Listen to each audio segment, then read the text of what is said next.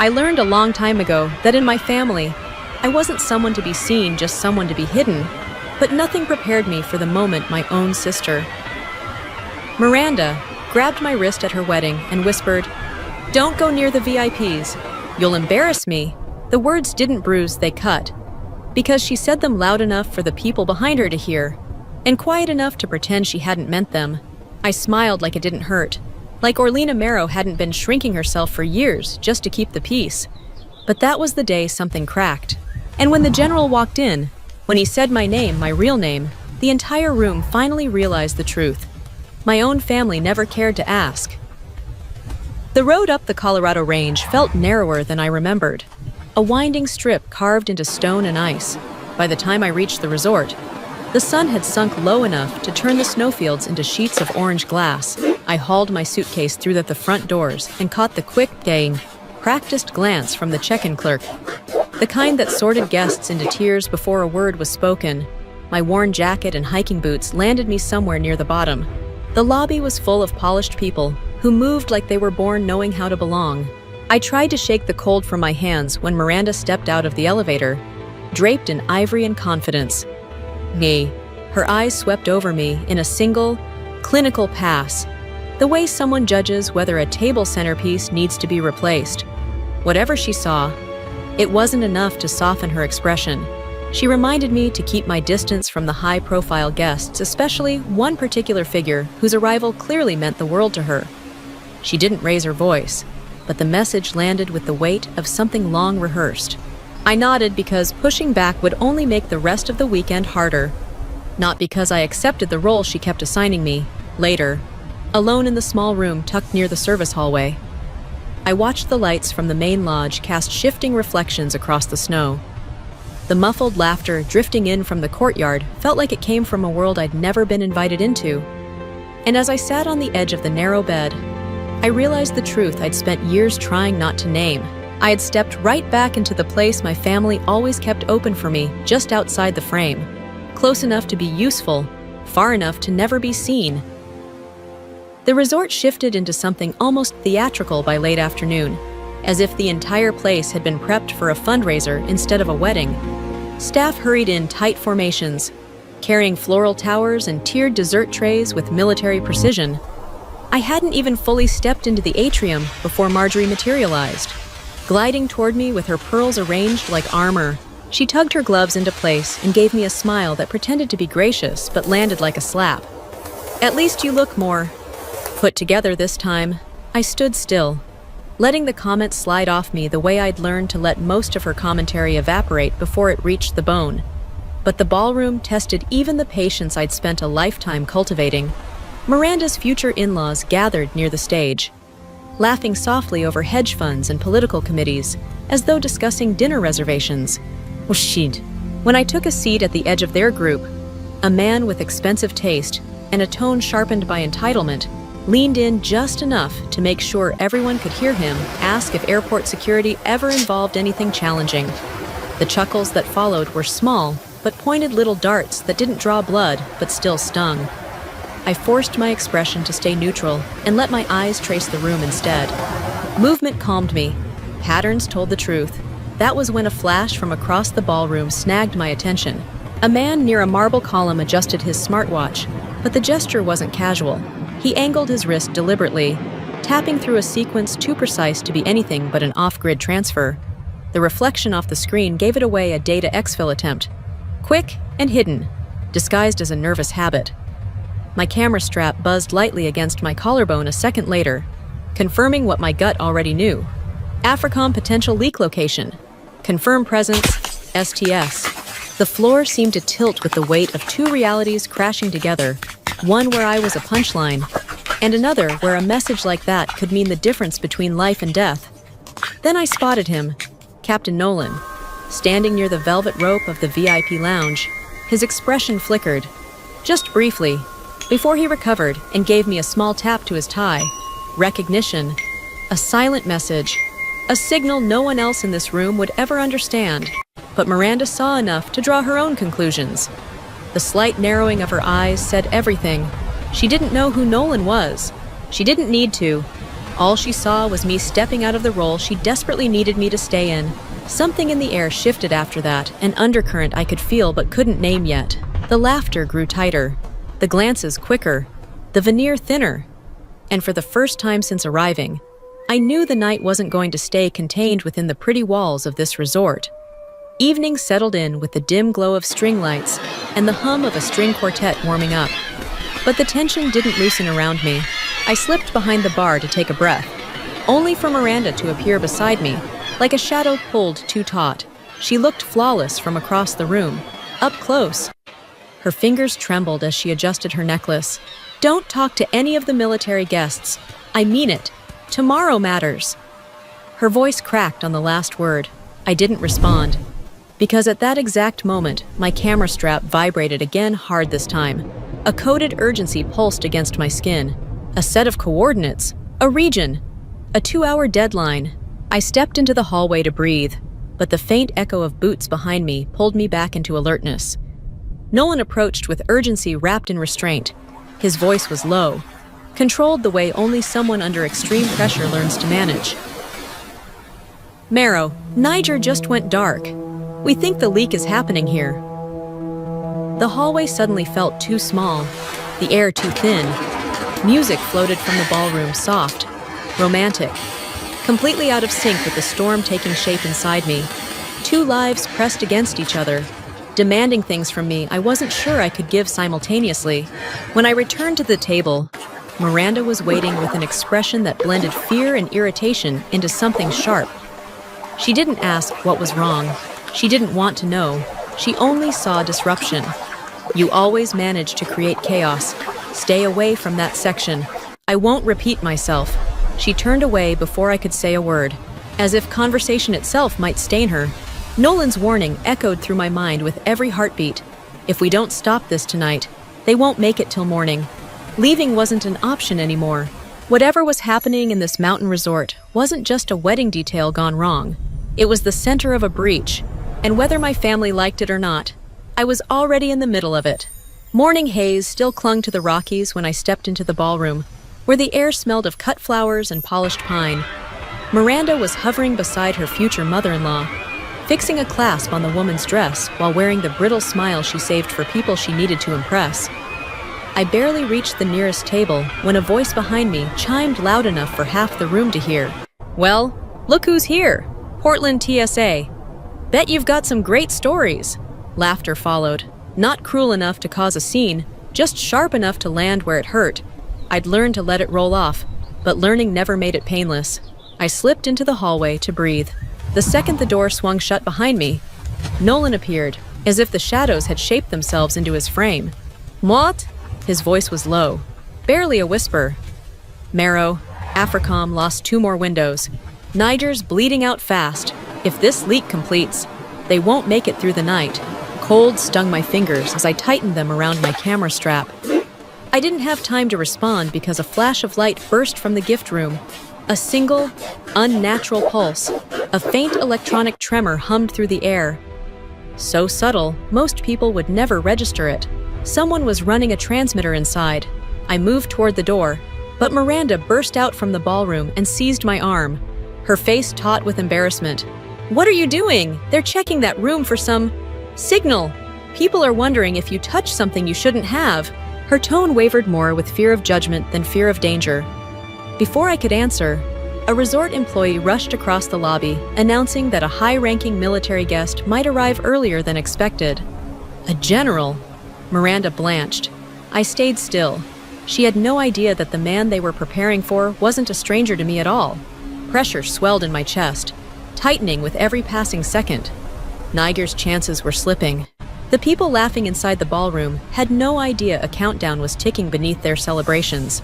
By mid-afternoon, the resort vibrated with quiet unrest. Security doubled their patrols, radios hissed more frequently, and the lobby lights flicked on before the sun had even begun to set. Someone whispered that the important guest would arrive any moment. Miranda dragged me into the corridor behind the kitchen, her heels snapping sharply against the tile. "Please, don't let anyone important talk to you. If they learn what you do, they'll think we're small." Her words cut deeper than she meant them to. Before I could speak, My camera strap jolted hard against my shoulder. A red alert. Data leak confirmed main hall proximity. Immediate action needed. My pulse slammed in my throat. I scanned the hall and found the same businessman from last night, crouched near the champagne crates.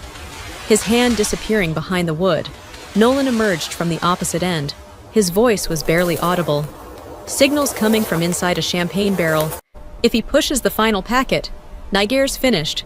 I stepped toward the display, but Miranda blocked my path. Panic blooming across her face. Stay away from the VIPs. You're drawing attention. Don't ruin this day for me. It wasn't a warning. It was an exile. I stepped back. Nolan's gaze flickered with something like pity. I hated that almost as much as the situation. The hallway lights flickered overhead. The resort radio crackled. General Hawthorne is on site. Repeat, General Marcus Hawthorne has arrived. The words ripped through me like a live current. Miranda froze mid-sentence. A cold draft rolled down the corridor as footsteps steady. Commanding, unmistakable, approached from the lobby. I turned toward the sound. I knew that cadence anywhere. He was here. And for the first time all weekend, I felt the ground shifting towards something inevitable, two worlds colliding, neither willing to make room for the other. The morning of the wedding was so blisteringly bright, it felt hostile. Sunlight ricocheted off the glass walls of the resort, turning every surface into a mirror I didn't want to see myself in.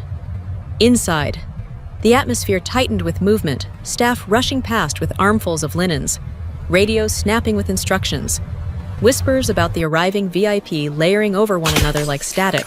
I slipped into the side ballroom to help with last-minute arrangements. Though Miranda barely acknowledged me, she didn't want help. She wanted no trace of me in her curated world. I set a crate of flowers down just as a woman from her fiancé's family called across the room that I needed to step out of the shot. She said it politely, but the word clean hung in the air like she was scraping something off her shoe. I moved back into the shadowed corner, but the strap at my neck vibrated a sharp, repetitive pulse. The signal matched what I'd picked up the night before. The leak was active. I turned toward the champagne display.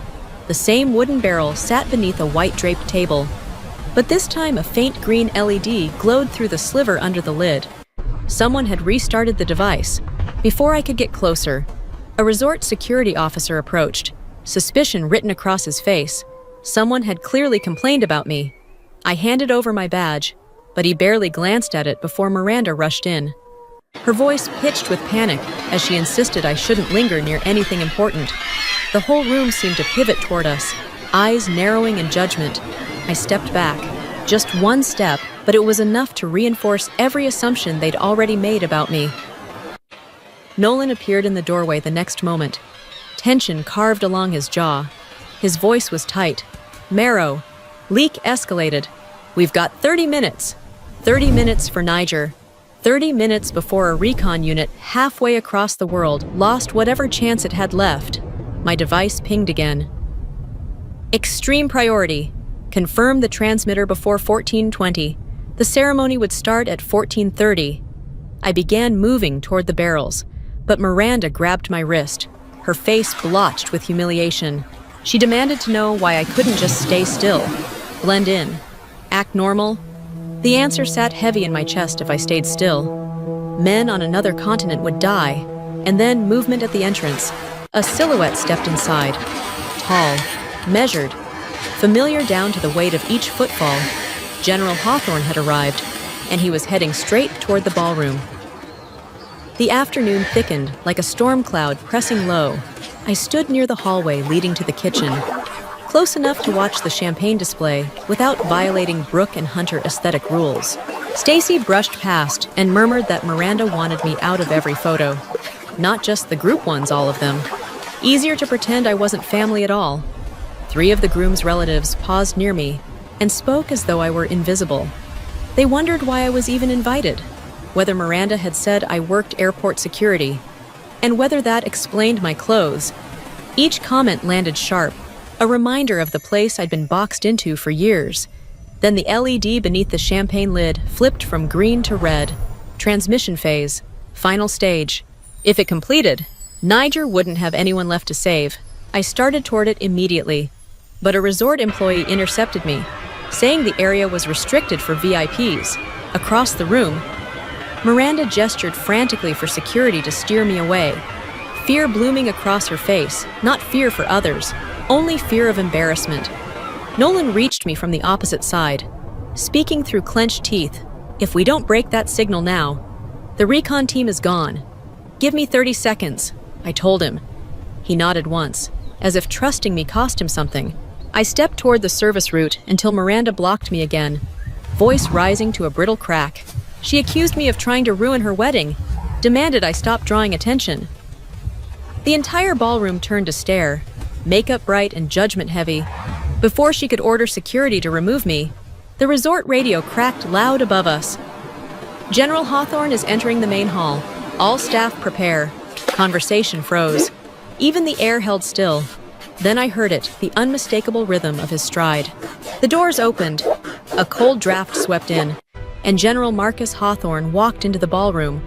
Miranda's voice died mid-command as he scanned the room once, and his gaze locked on me, steady and certain, as if I were the only person there. I stood wedged between the champagne barrels and Miranda's outstretched arm, security tightening behind me while Nolan signaled from across the room. My heartbeat thudded like a countdown. Then the ballroom doors burst open. The footsteps were unmistakable, measured, commanding, each one striking the floor with the precision of a man who never enters a room unsure of his authority. General Marcus Hawthorne stepped inside, and the entire ballroom froze as if someone had cut the power. Miranda was mid-command, trying to summon security. When her voice simply vanished, the general swept his gaze across the crowd, slicing through layers of polished faces and forced smiles, until his eyes locked directly onto mine.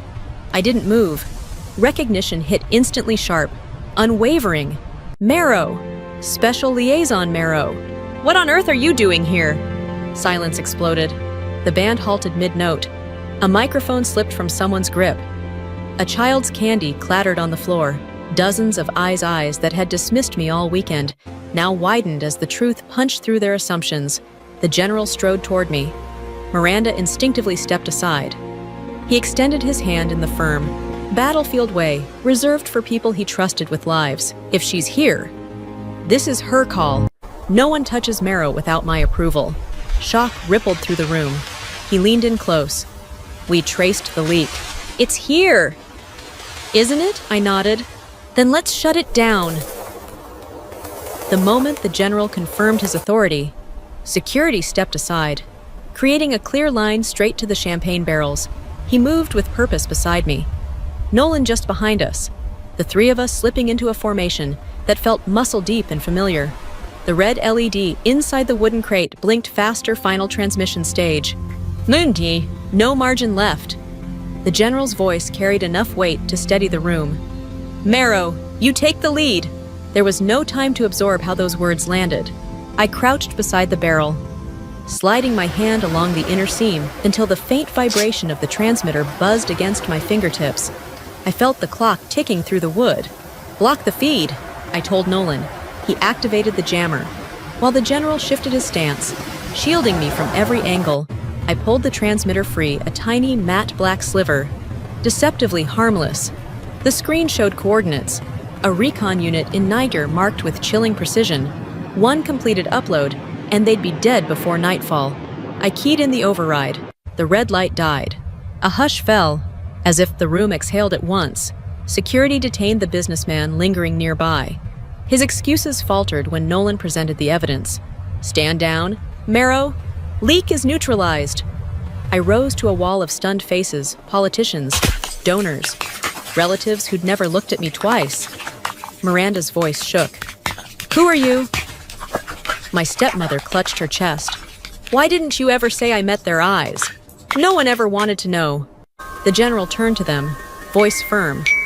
"She saved 44 of my operators last fall, and she may have saved another team today." Silence swallowed the ballroom whole. By evening, once the leak had been handed off to the federal team, I returned to my room. No one from my family approached me. Miranda's in-laws hovered near a stone column, avoiding eye contact.